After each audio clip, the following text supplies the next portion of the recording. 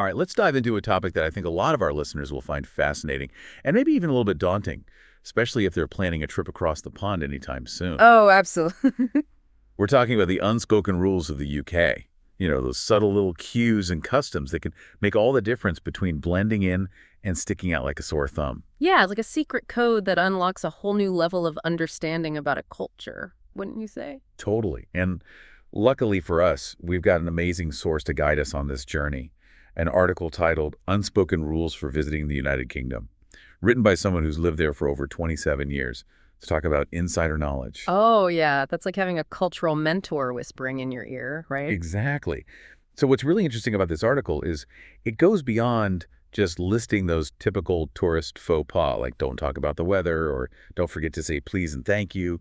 It actually digs into the why behind these customs, the history, the social dynamics, even the economic factors that shape these unspoken rules. Right. And you know what really struck me is how the article touches on the living wage movement in the UK and how that influences things like tipping culture, which can be so different from places with lower minimum wages. Yeah, that's a really fascinating point, and it shows how these unspoken rules are often connected to deeper social and economic issues. Absolutely. So, okay, let's jump right into it and maybe start with one of those quintessential British experiences that everyone seems to have an opinion on queuing. Oh, the legendary British queue. I mean, I've heard tales of Brits patiently standing in line for hours on end, but our source claims it goes way beyond that. Apparently, queue jumpers in the UK face something akin to like the wrath of a thousand suns. Yeah. Well, the article actually jokes about queue jumpers being escorted to the Tower of London. So, maybe not quite a thousand suns, but definitely not something you want to mess with. Yeah, I can just imagine being banished to the Tower of London for the crime of accidentally cutting in line. That's a pretty strong deterrent. It paints a pretty vivid picture, doesn't it?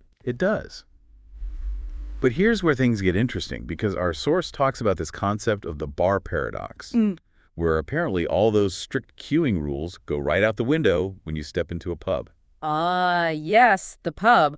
That's a whole other microcosm of British culture with its own unique set of unspoken rules. So instead of a nice orderly queue, you've got this free-flowing line along the bar, right? Exactly. It's like an organic queue. You kind of just got to feel your way through it. Okay, but how do you even know whose turn it is?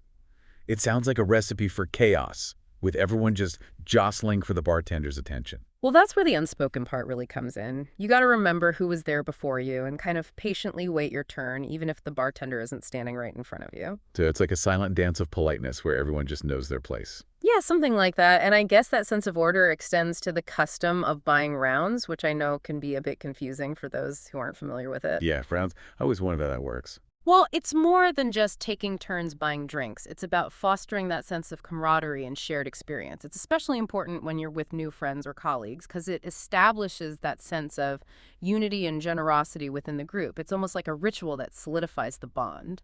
Okay, yeah. I started to see how these seemingly simple actions are actually loaded with cultural significance. Exactly. And that's what makes understanding unspoken rules so fascinating. They're like a window into the heart of a culture. For sure. Okay, so let's move from the cozy confines of the pub to the, shall we say, slightly less cozy environment of the London Underground, the Tube, as they call it. Ah, the Tube. Yes, a whirlwind of its own. Especially during rush hour, I imagine. Oh, absolutely. So I know escalator etiquette is one of those things that often trips up visitors. So let's break that down for our listener. Okay, so remember that silent dance of politeness we talked about? Oh, it applies here too on the Tube. The left side of the escalator is for walking, always. Always. Always. It's like a fast lane for those in a hurry, rushing to work or catching a train. Okay, so even if I'm completely exhausted after a long day of sightseeing, I gotta resist the urge to just stand there and enjoy the ride. Unless you want to face the silent disapproval of 100 Londoners rushing to their destinations. Yes. Okay, got it. Left side for speed walkers, right side for the more relaxed commuters. Exactly.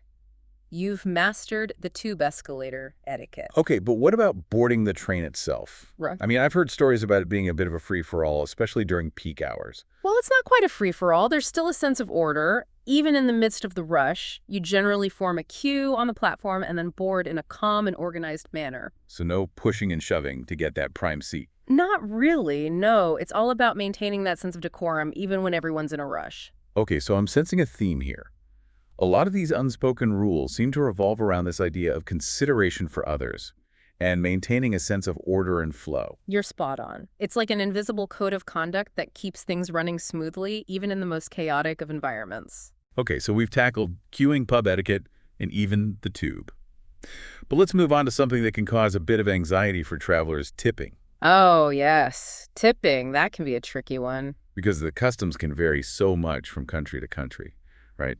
So what's the lowdown in the UK? Well, it's definitely different from some other countries where tipping is considered like mandatory. In Uh-huh. the UK, it's more about acknowledging good service and expressing your appreciation, going that extra mile. So is it ever considered rude not to tip?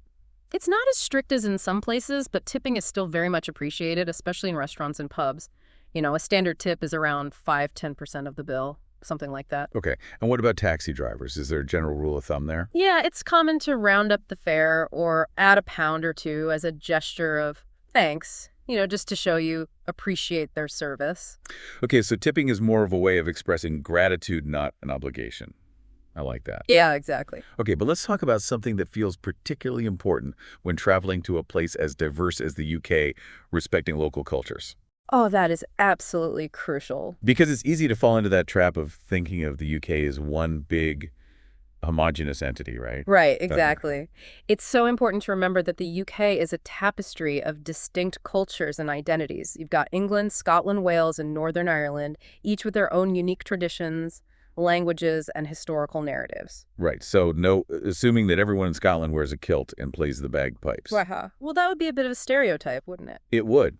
It's about acknowledging that diversity within the UK and approaching each region with a sense of curiosity and respect for its unique cultural identity. Couldn't have said it better myself. So whether you're wandering through the bustling streets of London or exploring the quiet villages of the Cotswolds, it's about taking the time to observe, listen, and learn from the people and places around you. Exactly. It's those small gestures of respect and cultural awareness that can truly enrich your travel experience and create those meaningful connections with the people you meet along the way, Absolutely. All right, so we've covered some pretty important ground here, but don't worry, listener, we're just getting started. We'll be back soon with even more insights into those unspoken rules of the UK to help you navigate your trip like a pro. Stay tuned. All right, so we've talked about some of those big don'ts like queue jumping and escalator faux pas, but now I'm kind of curious about the more subtle aspects of like interacting with the British. Yeah. You know, our source mentions this concept of dry wit, but I got to be honest, I'm not sure I totally get it. Yeah, dry wit, it's a bit like a secret handshake almost, a way of using humor that's not always obvious to outsiders. Okay, so not like those big laugh out loud kind of jokes. Not necessarily, no. It's often understated, ironic, relies on wordplay or subtle observations. So maybe instead of a huge belly laugh, it's more of like a knowing smile or a raised eyebrow. Exactly. It's a subtle form of humor that often catches you off guard with its unexpected wit. You might even find yourself chuckling a few minutes later when the joke finally sinks in. That's interesting. So it's like you got to be in tune with a certain wavelength to really appreciate it. Yeah, you kind of have to be in the know. Now, what about those moments when you might disagree with someone or have to deliver some like difficult feedback? I imagine there's some unspoken rules around that as well. That's a good point. Our source doesn't go into specifics, but I'd say that direct confrontation is generally avoided in British culture, So no like passionate arguments or table-thumping debates. Not usually, no. It's more about finding those tactful ways to express your point of view without causing offense or, Right. upsetting the apple cart. Right, maintaining that sense of decorum. Exactly. You know, I've heard that the British have a tendency to apologize even when they haven't done anything wrong. Hmm. Is that true, or is it just a stereotype? Oh, it's definitely true. You'll hear sorry for everything from like accidentally bumping into someone to asking a simple question. So it's not necessarily like a genuine apology, but more of a social lubricant, a way of smoothing over any potential awkwardness. Yeah, that's a great way to put it. It's almost like a reflex. A way of acknowledging the other person and showing that you're aware of their presence and any potential inconvenience you might have caused. Yeah, it's amazing how much meaning can be packed into that one little word. It really is, and it highlights the importance of paying attention to those subtle cues in communication. It's not always about what's being said, but how it's being said. For sure, for sure. Okay, so we've talked about dry wit, tactful disagreements, and the art of the apology. What other communication quirks should our listener be aware of? One thing that often surprises visitors is the British tendency toward understatement. Understatement. Yeah, it's a way of downplaying emotions or expressing opinions in a subtle, often ironic way. So no grand pronouncements or dramatic gestures. Not exactly, no. It's more about keeping a lid on things, expressing things in a subtle, understated way. So instead of saying, this food is absolutely amazing, Brit might say something like, not bad at all. Haha. Yeah, exactly. It's almost like a code you have to crack, to understand the true meaning behind the words. Right, so it's all part of the charm of British communication. Yeah, it's a delicate dance of wit and understatement. All right, okay. I'm starting to feel like I'm getting a handle on this whole unspoken language thing, but let's move on to something a bit more practical, navigating public transportation. I mean, we've already talked about tube etiquette, but what about other forms of transport, like buses and taxis? Right. Well, on buses, it's generally considered polite to offer your seat to someone who needs it more than you, like an elderly person or someone who's pregnant. Right, that classic British courtesy. Exactly. Yeah, And when it comes to taxis, it's customary to tip the driver around 10% of the fare. got it. So from queuing to conversation, we're slowly uncovering the secrets to blending in like a local part. But I want to circle back to something we touched on earlier, respecting local cultures. Yes, that's so important to remember. The UK is a tapestry of diverse cultures and identities. Each region has its own unique character and history. And it's fascinating to explore those nuances. So, assuming that everyone in England drinks tea, eats fish and chips. Exactly. And speaking of food, I think it's a fantastic way to experience those regional differences firsthand. Oh, absolutely. Food is like a window into the soul of a culture. Isn't it? So what are some regional culinary adventures that our listeners should seek out? Well, beyond the classic dishes, there's a whole world of regional specialties to discover in Scotland. You might try haggis, neeps, and tatties, a traditional dish made with sheep's offal, mashed turnips, and potatoes. Oh, wow. That sounds like an adventure for the taste buds. It is a bit of an acquired taste. Okay, what about Wales? Any culinary delights we shouldn't miss there? Wales is known for its lamb. So you might want to try a traditional Welsh lamb call, a hearty stew perfect for a chilly day. Okay, and for those with a sweet tooth. Oh, you can't go wrong with Welsh cakes. Small, round cakes cooked on a griddle and often served with butter and jam. Okay, I'm adding those to my must-try list for sure. Yeah. And what about Northern Ireland? Well, Northern Ireland's cuisine blends those Irish and British influences. You might try an Ulster fry, a hearty breakfast that includes soda bread and potato farls. Wow, we could do a whole deep dive just on the food of the UK. We could, but for now, I think we've given our listener a taste of the regional culinary landscape. Speaking of taste, what about the drinks? I've heard that the UK has a thriving craft beer scene these days. Oh, yeah, absolute. Gone are the days when British beer was synonymous with warm, flat pints. Nowadays you'll find an incredible variety of craft breweries popping up all over the country, each with its own unique style and flavor profile. So our listeners should be prepared to sample some local brews and explore beyond the traditional pubs. Oh, for sure. It's a great way to experience the local culture and, discover some hidden gems. All right, so we've talked about the importance of respecting local cultures. But what about those moments when you might unintentionally make a faux pas? How do you recover from those awkward situations? Well, I think the key is to be humble socanism. Acknowledge the mistake and apologize if necessary. Most people will appreciate the effort and understand that you're still learning. So no need to beat yourself up over a minor slip-up. Exactly. It's all part of the learning process. And remember, the British are generally known for their sense of humor, so a bit of self-deprecation can go a long way in diffusing any tension. Right. Okay, that's reassuring. Now let's switch gears for a moment and talk about something that can be a bit of a minefield for travelers. Money matters. Yeah. Our source mentions the 50-pound note dilemma. What's the deal with that? Ah, yes, the 50-pound note. It turns out those big bills aren't always welcome. Many establishments in the UK, especially smaller shops and restaurants, are hesitant to accept them, often due to concerns about counterfeit notes, you see. Oh, okay, so it's best to stick to smaller denominations then. That's a good idea. And if you do happen to get a 50-pound note, the best thing to do is exchange it at a bank or post office. Good to know. Now, what about using credit cards? I know some countries are still very cash-centric. Well, the UK is generally card-friendly, especially in larger cities.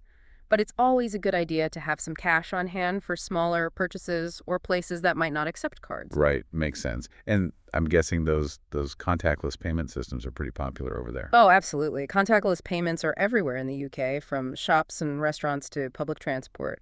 It's definitely the most convenient way to pay for things these days. So our listener can leave those bulky wallets at home and embrace the ease of tapping their phone or card. Exactly. It's all about streamlining those everyday transactions. Speaking of keeping things moving, we've covered a lot of ground in this deep dive, from the intricacies of pub etiquette to the nuances of British humor. It's amazing how many layers there are to uncover, isn't it? It really is. And we've only just scratched the surface. We ha- Luckily for our listener, we've got one more part of this deep dive to go. We'll be back soon with even more tips and insights to help them navigate the UK like a seasoned pro. Stay tuned. All right, welcome back to our deep dive into all things UK and how not to make a fool of yourself when you're visiting. We've talked about all these don'ts, like, oh, don't cut the queue and don't stand on the wrong side of the escalator. Right. All those classic pitfalls. Yeah, exactly. Yeah. But now I'm thinking, how can our listeners actually take it a step further and, really connect with British culture on a deeper level? Oh, that's a fantastic question. I mean, it's one thing to avoid those obvious faux pas, but it's a whole other thing to really engage with the local culture, right? Right. So instead of just blending in, you actually stand out as, a respectful and curious traveler. So what are some practical steps that, our listener can take to do just that? Okay, so imagine you've just stepped off the plane. You're ready to soak up everything the UK has to offer. A simple, yet really powerful move is to go beyond those typical tourist traps. Right. So venture off the beaten path a little bit. Exactly. Seek out those hidden gems, those local pubs, maybe a quirky bookshop that really whispers stories of the community's heart. So discover the soul of a place, not just the postcard. Perfect facade. Precisely. And, while you're exploring, don't just observe, interact. Okay. Strike up conversations with the locals, ask them about their favorite spots, their experiences, their perspective on life in the UK. I mean, you might be surprised by what you learn. Yeah, it's like turning your trip into a living, breathing cultural exchange, not just a sightseeing checklist. Exactly. Now remember those good manners we discussed. Yeah. Take them a step further. Offer a helping hand with luggage, hold doors open, simply smile and greet people you pass by.